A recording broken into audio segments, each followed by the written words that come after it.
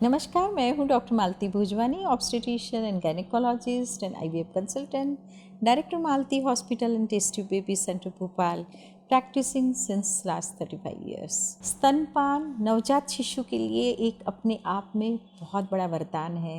उसके शारीरिक और मानसिक स्वास्थ्य के लिए हर गर्भवती महिला का ये फ़र्ज़ बनता है कि अपने नवजात शिशु को स्तनपान के वरदान से वंचित ना रखे, क्योंकि ये लाइफ लॉन्ग माँ और बच्चे का शारीरिक और साइकोलॉजिकल बॉन्डेज है और इसके बहुत सारे फ़ायदे हैं।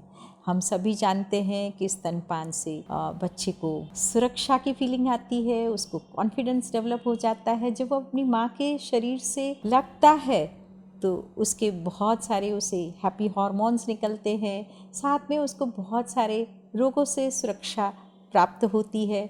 इसीलिए हर गर्भवती महिला का ये फ़र्ज़ बनता है कि अपने स्तनपान की तैयारी आप अपनी गर्भावस्था में ही शुरू करें। जब भी प्रेगनेंसी का 4 महीने ख़त्म होते हैं, हर गर्भवती महिला को अपने ब्रेस्ट का एग्जामिनेशन करना चाहिए। उसे देखना चाहिए कि उसके निप्पल सही है, बाहर की तरफ उभरे हुए हैं, कहीं अंदर तो नहीं है, रिट्रैक्टेड तो नहीं है, उसके कोई निप्पल्स में बहुत कुछ चेंज दिख रहा है या बहुत छोटे दिख रहे हैं, तो उसको अपने डॉक्टर के पास जाना चाहिए और अपने ब्रेस्ट का चेकअप कराना चाहिए। और यदि ब्रेस्ट के निप्पल्स में यदि कुछ प्रॉब्लम है तो उसको प्रेगनेंसी में सॉर्ट आउट करनी चाहिए। उसको प्रेगनेंसी में निप्पल्स का एक्सरसाइज सिखाया जाएगा और निप्पल की कैसे केयर की जाती है, ब्रेस्ट का केयर कैसे किया जाता है, उसके बारे में भी जानना बहुत ज़रूरी है। निप्पल्स को हमेशा मॉइस्चराइज रखना चाहिए और साथ में यदि निप्पल्स अंदर की तरफ हैं तो उसको सिरिंज के माध्यम से उसको बाहर निकालने की एक्सरसाइज करते रहना चाहिए। और प्रेगनेंसी के दौरान अपने आप को ब्रेस्ट फीडिंग के लिए प्रेरित करना चाहिए। कई महिलाओं को ये संशय होता है कि हम ब्रेस्ट फीडिंग करवा पाएंगे या कुछ प्रॉब्लम्स आएगी, और बहुत सारी बातें सुनने के बाद भी उनको ये डर लगा रहता है कि ब्रेस्ट मिल्क आएगा नहीं आएगा, उन्हें क्या परेशानियां झेलनी पड़ेगी।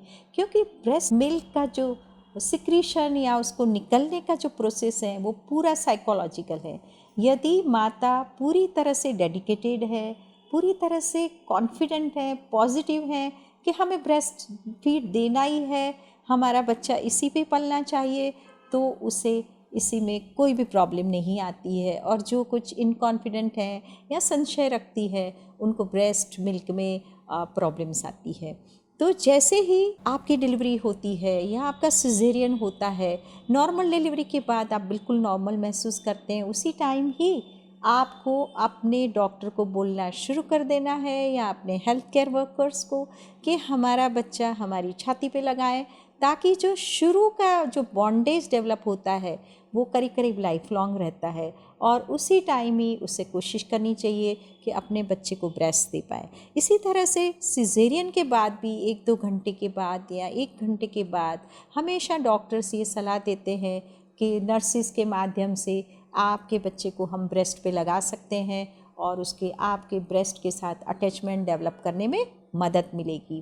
अक्सर ये देखा गया है कि डिलीवरी के बाद कई महिलाएं या हमारे कुछ रिश्तेदार बच्चे को शहद देना चाहते हैं, कुछ घुट्टी देना चाहते हैं, तो हमेशा हम लोगों की ये सलाह रहती है, डॉक्टर्स की ये सलाह रहती है कि आप अपने बच्चे को कोई भी बाहर का पदार्थ, कोई भी बाहर का द्रव ना दें। और जो शुरू में जो मिल्क आता है ब्रेस्ट में से, जो शुरू के 1 घंटे में आपके ब्रेस्ट में से 2-4 बूंद कोलेस्ट्रॉम के आते हैं, वो एक बहुत बड़ा अमृत है बच्चे के लिए, वो देना बहुत ज़रूरी है।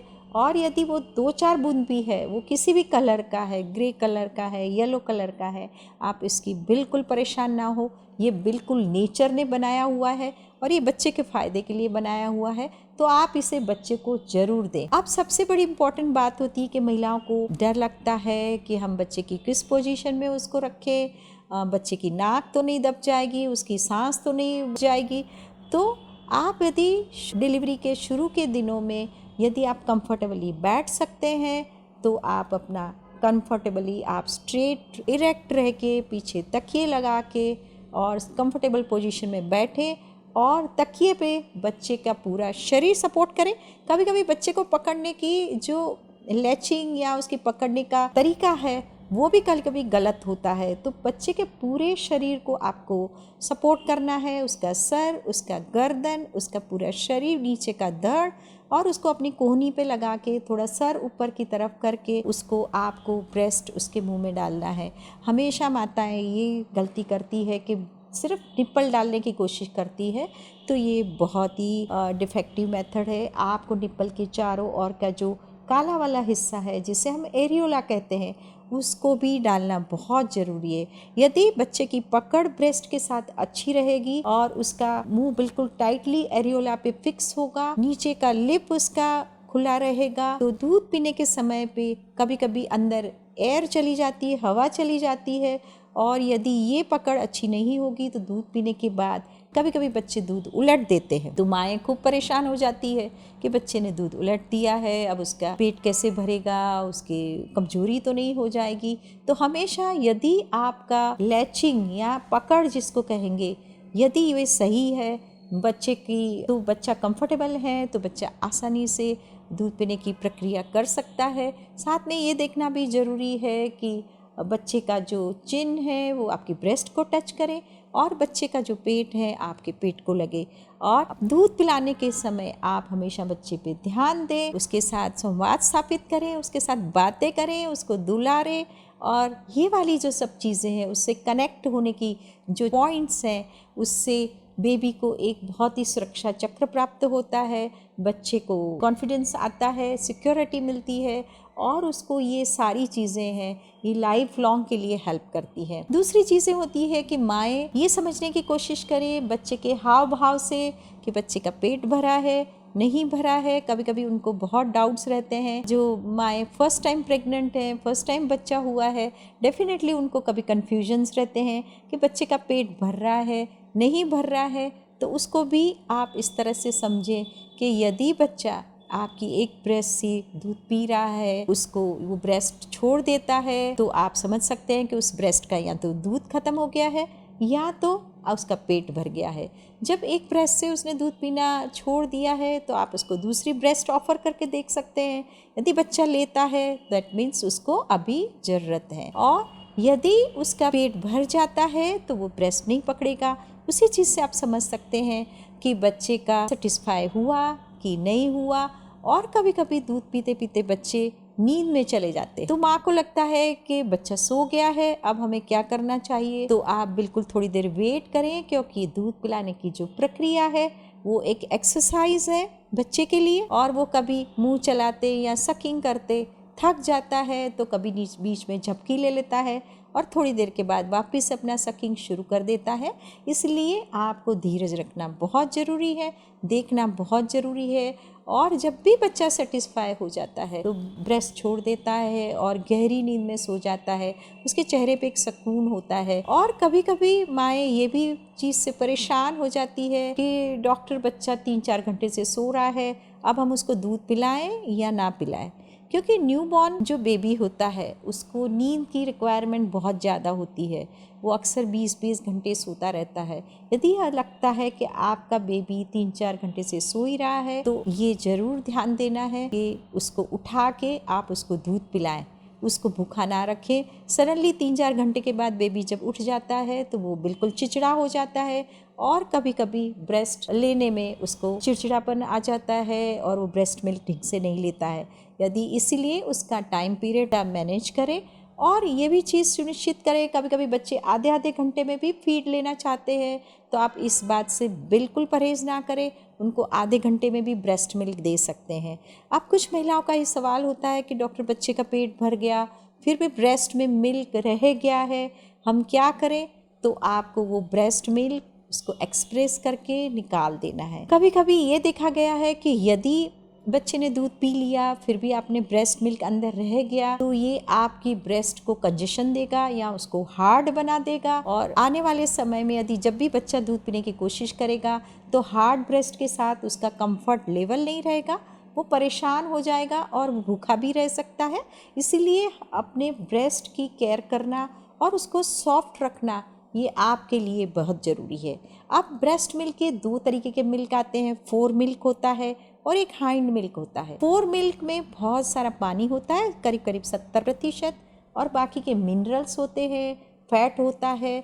तो शुरू का जो मिल्क होता है वो पतला होता है, बेबी उसको आसानी से पी सकता है। जो हाइंड मिल्क होता है, बाद में आने वाला का मिल्क, वो कभी कभी गाढ़ा होता है और उसमें काफ़ी मात्रा में फैट होता है, और इसके होने के बाद बच्चे को एक सटाइटी या एक सेटिस्फेक्शन मिलता है और उसको सुकून मिलता है। तो वो पिलाना आप बिल्कुल ना भूलें। कभी कभी महिलाएं ये सोचती है कि बच्चे का पेट नहीं भर रहा है तो हम क्या करें, उसको पानी दे दें। तो साइंस ने ये पाया है कि ब्रेस्ट मिल्क के करीब करीब 70 to 80% वाटर होता है, इसलिए आपको कोई भी बाहरी पदार्थ या बाहरी लिक्विड या पानी कुछ भी नहीं देना है 6 मंथ्स की एज तक। 6 महीने तक सिर्फ ब्रेस्ट मिल्क ही बच्चे के लिए संपूर्ण आहार है। उससे बच्चे का वजन बढ़ता है और उसके बहुत सारे फायदे हैं। माँ की हेल्थ भी अच्छी रहती है, माँ की कैलोरीज खपती है, उसका वजन कंट्रोल में रहता है और ये सारे फायदे रहते हैं। उसके साथ आपको बच्चे के साथ जो एक जुड़ाव महसूस होता है, जो आपको उसकी खुशी होती है ब्रेस्ट फीडिंग करा के, जो हैप्पी हार्मोन्स निकलते हैं और एक जो बॉन्डेज बनता है, वो करीब करीब लाइफ लॉन्ग रहता है। आखिरी में मैं ये कहना चाहूँगी कि आप ब्रेस्ट फीडिंग के दौरान अपनी ब्रेस्ट का ख्याल रखें, उसमें ब्रेस्ट मिल्क जमा ना होने दें और उसकी प्रॉपर केयर करें। आप निप्पल्स की केयर करें, उसको मॉइस्चराइज करते रहें, नहीं तो निप्पल्स में कभी कभी क्रैक्स हो जाते हैं जो कि आपको ब्रेस्ट फीडिंग में प्रॉब्लम दे सकते हैं, और कभी ज़्यादा दूध जमा होने के कारण इन्फेक्शन वगैरह हो सकते हैं। और आखिरी में आप जब भी ब्रेस्ट फीडिंग कराएं, बच्चे को अपने कंधे पे ज़रूर डालें या ऊंचे तकिए पे लिटाएं ताकि वो बर्पिंग या डकार ले सके, ताकि जो एक्सेस गैस जो अंदर जाती है, एक्सेस हवा जाती है, वो बाहर निकल जाए और उसका पूरा दूध नीचे चला जाए। फिर भी आपके कुछ डाउट्स हैं या संशय हैं ब्रेस्ट फीडिंग के बारे में, कुछ क्वेश्चंस हैं, तो आप मेरे कमेंट बॉक्स में डाल सकते हैं और मेरा ये वीडियो ज़रूर से शेयर करें। Happy breast feeding. नमस्कार, धन्यवाद।